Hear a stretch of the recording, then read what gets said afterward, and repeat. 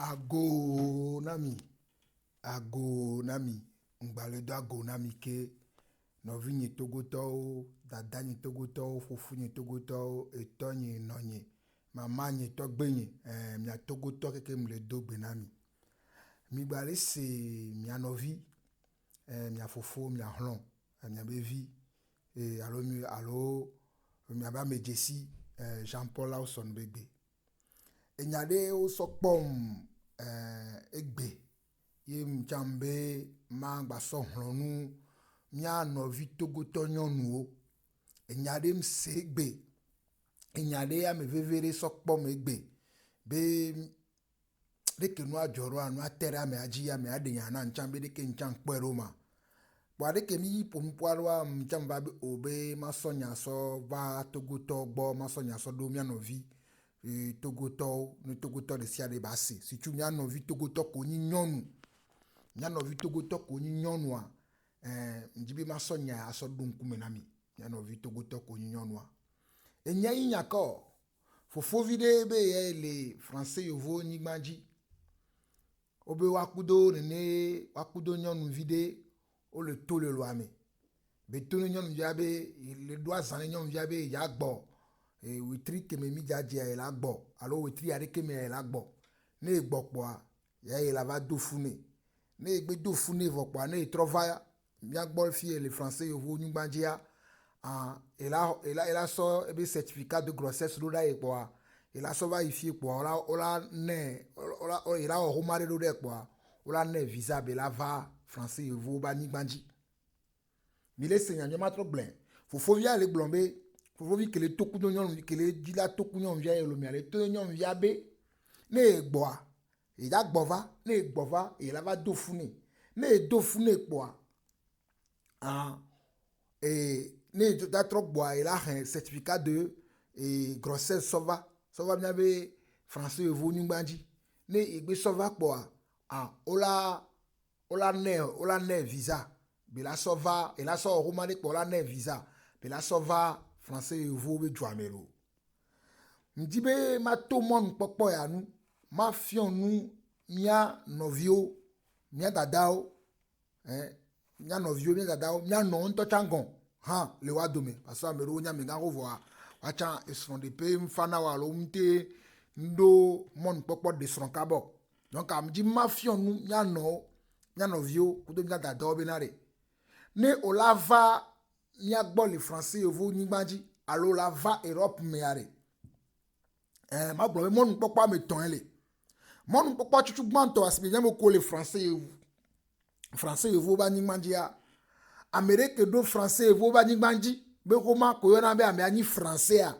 na me a eva dewa le lomea o la tim ho visa le lomé la va fier et on les possible c'est-à-dire à mekene ni nyabe edo jumevi ni be roma ko mi yona be français yovo be roma na me atendo ya na me atendo ne be roma ya me abe de va de o la rue ye be de o ntoto mi fiorogbo mi yo mariage civil mi le alors le fiorogbo roma wa ne ame ajibe ya kplo va fia na me atro gbo va fia ele va so roma do bore nchino no gbe yi nyame français obe yovo be ambassade dans le fond quoi on a tenu no visa on la ça va fa va américain que les français ovo imagine que do carte de résident alors do mon popo le douame be batem no douame que o mi yona be carte de résident o yona be eni carte de résident va eni na epewa ame wan chala tem va descendre la rue ne va descendre la rue la trop bo va fier ne bo va voir et o la trova sokomaro la sonora emi yona be regroupement familial o emi yona be regroupement familial e go bo da chapo me a pour me chabe roma voit enyinde dijina enyinde kem sono e dijina subonto enyinde dijina e wancha ele mebola te wona ne wancha fa be ola tem va de la rue la plo va fier Amérique le douame do mon popo le douame ke be do carte de résident ke ni pewa ni yona be carte de résident pewa cha te wona ne et tongwa ni be Amérique divi la rue et ni français yo et do carte de résident yo Amérique du villa roé, Amérique ni français du villa roé, reconnaître de via, et la tête plof, va fiefa. Amérique, et d'autres, du me vis ni français, et du villa roé, qui peut reconnaître quoi, et la tête plof, de via va fiefa. Voir Amérique Nedo, cas de résident, que mi le yobe, mon papa battu no douame, oh, dans le douame, que ni na pe me wa, et ya, et la tête plof, via va voir, et la bateau regroupement familial, mais. Et la bateau regroupement familial mais gola regroupement familial ken gola pleva voyez de didina mais ne beni sono parce que ola bio be fiko edo ola po edo kolowa ola po do o be ola po do edo kolowa ola po afiko nona c'est-à-dire à peine no peo est-ce que te pélatio pour la tête plosron ava alors la tête plos viu ava la tête plosron ava la tête plos viu ava te pélatio no vare de kola no de jamu o pona no ke nyina nde ke msonowa et mi yona be regroupement familial donc et moi mettons kola ten sok blâmer le so Africa ça va yovode c'est tout le mien français yovo ni manji alors là va Europe mais anu que moi mettons que les et moi mettons que le la ten sok plova no ni nyonu la roya de kola tek blâmer va bien français yovo ni mandia et me le gonami wa donc Amérique benton ko no fumi la robenare ya eni su et ça va do funo ne do funo vokwa ora no visa yo la so visa on so va yovo de on no blemi la ro yovo de to on no blemi yo amero le du ami akuvio to ni on adore pento to adeda to yo ni yo va no no blemi no fumi no tito mi no me vo mi chan ke mi la ro ya e gbe ankume ko va ke kume ko va o le yo nde benare internet o le yo nde bena Google mi la te internet ji ai Google ji na mere gbonya na mi are nyai internet ji alo nyai Google ji a taper kpora benare enu ka me ale gblon wa elemia enu ka me ale gblon bo wa na wa elemia mi la te ji kpofa alo mi la te ambassade ntocha ambassade alo consulat de France la bio se benare est-ce que il est possible benare enu ya ke me elea ye seront les vodé et do funae ane yo certificat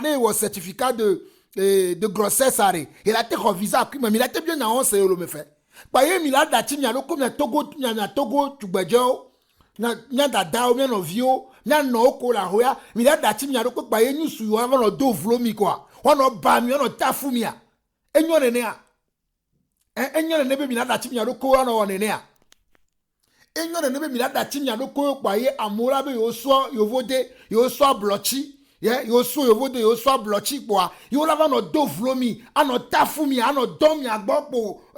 nene kwa ajoa ora do from mi agble mi darea pa nkume kokko ke ver pa mi ma fon le mi adoko me a togo tugbeje togo nyonu mi fon le mi adoko me la mi fon mi adi dore mi ora mi ngbaso mi adoko so no nanu so opo atofa ora en tout cas ne mi anto mi so mi adoko ne mi nu so atofa parce que mi le konkume mi le jesinu nyoa nya nu kenyi nu nyoa mi la gben nya fio mi nu kenyi nu nyoa et moi de pem lenene yo savana yo vode olo so ye dia ekegba de funam sugbo enyi be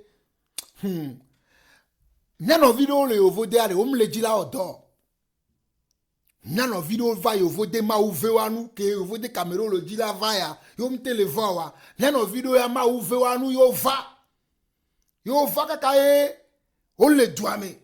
ameron to chama uve wanu bo pa ho makankane o pa opere kabe ho made ko wa tola te sono jabo ya vo gbe dore wo be yo no business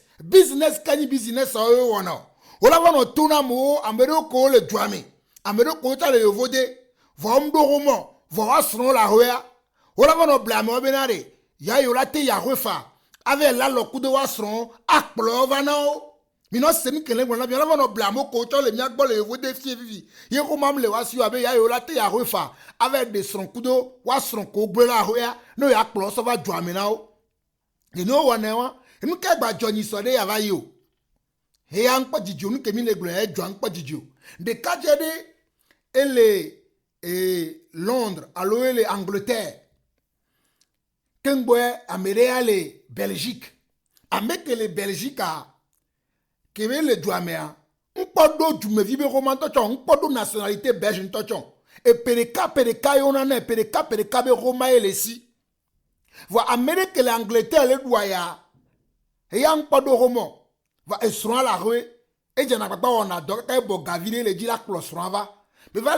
le tout la mobile les dit que là on la cloche va. Bah de cadre à Seigneur, bah de cadre que mille gloire, de cadre que les Belgique les do et Belgique mais comment pédicalo. Ben il a tête pour nous avaner. Ben il avait un mariage coup de non ou ya pour nous avaner. Il y a des cadres que l'Angleterre so garçon et des cadres ben baï, ni m'avait là le coup d'eau yesroin. De ba pour nous avanaï.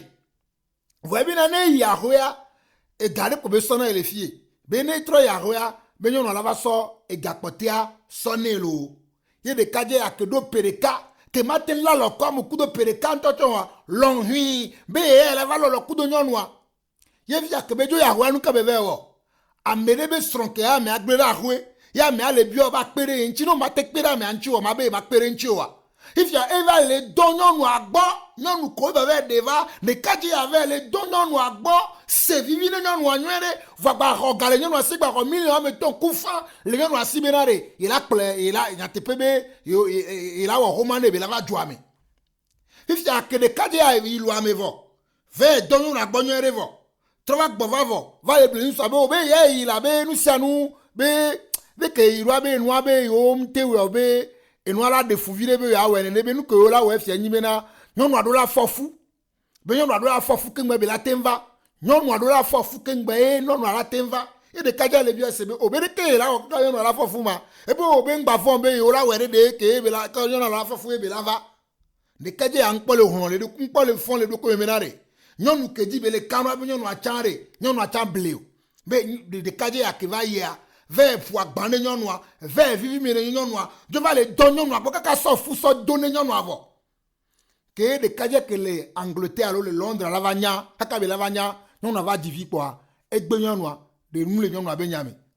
je na fo nyame de kaje vi nyame fo vi à que les Douame les Belgique be donner ma wa e ba ya hoke ba so be pere ka que les sek ba ya ho yo so vers le non que be do fona non que be plerentia e be do fona non ava so non ava na o so le que o so le fiare o webe e dumevi o webe e pereka que le si be so le imoja o le si ko be passeport le o webe passeport tan le si o benare ba so e ga que be ko non ya si ava ne ba va webe passeport a e ga que le 3 500 000 de kadi amte po 3 500 000 so non. Et le loamera et puis wetria menye abele loamera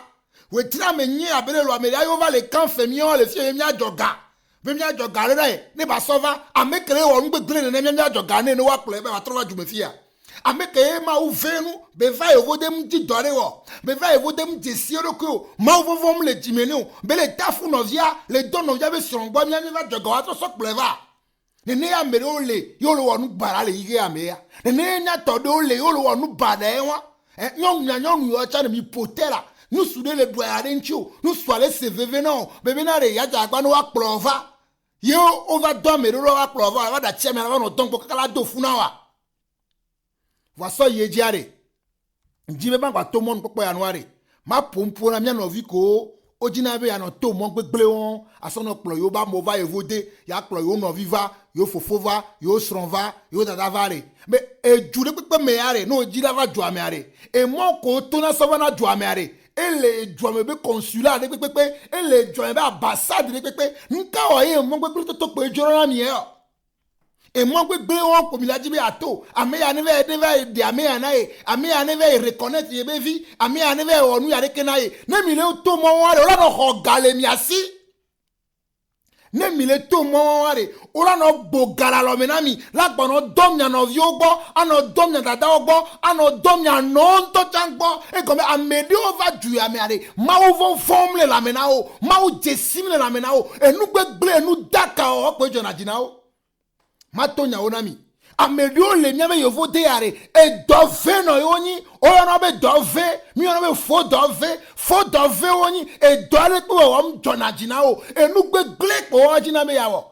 mi ngba no po me won pare mi no po de borenu kaka be o deva don o do vane mi le jila va yovo de are mi ambassade mi consulat funu yo bien na nyagomesele funu yo fona me roma ko yo lawo nu ko laten wo nu ko hiya yo la so yovo de funu wonale Voilà, mi va les so gagner non vio, mi va les so gagner melio ko le vodo ni kuvianto, o gbe dore ma we, o be yo ameto pe o ladu, wan tom le di dore pe o ma ou fe wanu, o va e vodo vo gbe dore wa, o la no bagale mi asi o la no dumia bega. Mi pa de kaje kele wonu yara, wa va e vodo ka le Belgique, ma ou ve nu o hopeleka, yo gbe dore ma wa mere va pe na re, ile di be e sromba va, o ma tone be ye mu ona nu wa. O ma tone be ye monu je nu anchi o wa e ma tone be ye nyano ko na nu aro wa o va hoga la me osi joyi joame ve do ame abe strongbo nwele to le tona me abe ken be stro la va iya me ba divi parce que o ve donyo na gbovo va o nyonu ko chon va le don gbo o nya be ye stro ale le dira pere ye nti be va ye vode ne ko la ti dati de ko la no don ya o la don gbo o do na nyonu yo ami je na gbagba e de fu kwa na nyonu yo ale mi le ja gbagba e de fu nto el de fou même nyon yo mi matin do jide mi ma unchia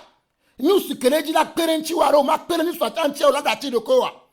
e mi ba ponu ke de kaje ya ora if ya eti awera parce que nous kebe wa mnyo ole yo se so le bina e ga kebe ko le nyon asia e do la so gava ke ngbo la dati lo ba mle to mon popo ya nu benare ma ponu mia dadao ma ponu mia fofo ma ponu mia no ma ponu mia novio les gens nous pas dit, les nous sous pas dit, n'amo comme le dit doré là, n'amo comme le dit, mon nous pas que m'y a yo voir avec gain facile. Mais le dit m'de que là non rose, mime le dit la ron wale, n'de pem le yé avec on a facile, mais la ron et mais la wodo, mais la rade à ça ouais, voilà mi va le dit gain facile aller, et nous yo là on jodé mi adjea. Et nous yo là on jodé mi adjea, ne mi le dit gain facile, mime le dit là non ron, mime le dit là non wodo, et nous yo là on jodé mi adjea.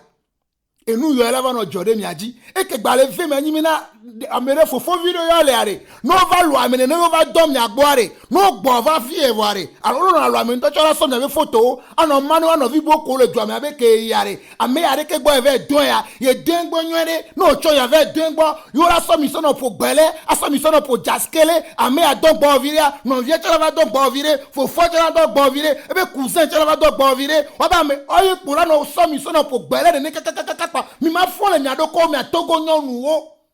Toko tu baje mi ma fone mi areke o mea. Ye yo vode te ono gbobe o se yo vode papa yo vode anikele yo vode o. Nde pemle yo vode ore yo vode aye pora no dom ya gbone ni a togo nyonu. Oh, togo nyonu e de fu kwa. Togo nyonu mi trola mi vale mi no me la. Togo nyonu mi trola. Ba amere ya be se yo vode papa no dom ya gbo. E mi no so mi ba ma me fu be photo so na o.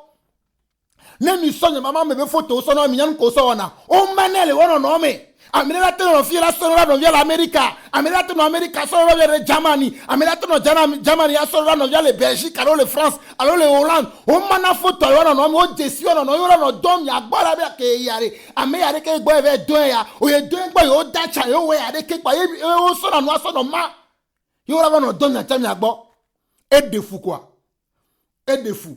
Ne le gbon nu ye egbe are. Ndiye ma hunkuna mere tamnyo amere ole mi adome tamnyo anya no viro ole mi adome tamnyo anya dadaro ole mi adome tamnyo anya no ole mi adome omnya benene no avale yeon tamnyo amere okunu toye adowo ame toye vada dole uware to gbera to jire ma hunchi kwa na dole uware hunku kwa na dole uwa nyanu ngba so do ko so wo enu wo donu aso do ko so wo ame jekle kwa adorate nwo ma so de ko so amejekle adorate nwo ma so de adoko so anu odono adorate nwo vo la jesi de ko kwa pa togoto ndie ma tono o kinyonu le hu atame poleyi le hu atame poleyi are jagbagba na hu ata ovire o kin togoto le vo de vo gbe dore ma we bi ayano ba mo no tafwa mo yano bla mo be la ho mana o yano bla mo be la ho mana o ano do mo gbo ano gara mo 7 on gbe glare nya po be nu le va keno la leo ne nu le ko mo va keno leo tabe maure ale ke bi na ho alo maure ale ke bi na ho no ka no vinye togoto e ke gba va we tro ya inji ma so honu mi me mi ajaye ya enyi we tro ya to ke ngbale glona mi ya kwano vinye togoto mu kan fi kene ole o te nyan togo ni ngmaji o te no abloti o te no yovode no to senyare me kudo no viore ya tre no vio ale fofo si tu no vio nyanu dada o nyanu e no on to ha me na ne jaye na yovode to de ke la no ble me ne den gbo pare e la hohoma ne den gbo pa la ple va yovode nyembe yovode to mu de na me o Il faut de temps on le dit son rade. Va gbogbo to le wa do me are. Ame gbondandan même pe wona o. Ame gbondandan e de o prend la Viagra on to la si gon ha. On prend la Viagra la si va dom ya jo. Oh, togo nyonu. Togo nyonu. Oh, e de fou quoi. Eh! E de fou to. Mi seigneur no vi. Mi a fofo. Mi a hlon. Mi a ba me jesi. Jean-Paul Lawson be gbelo. E izande. E de fou. E de fou to. Et de fou.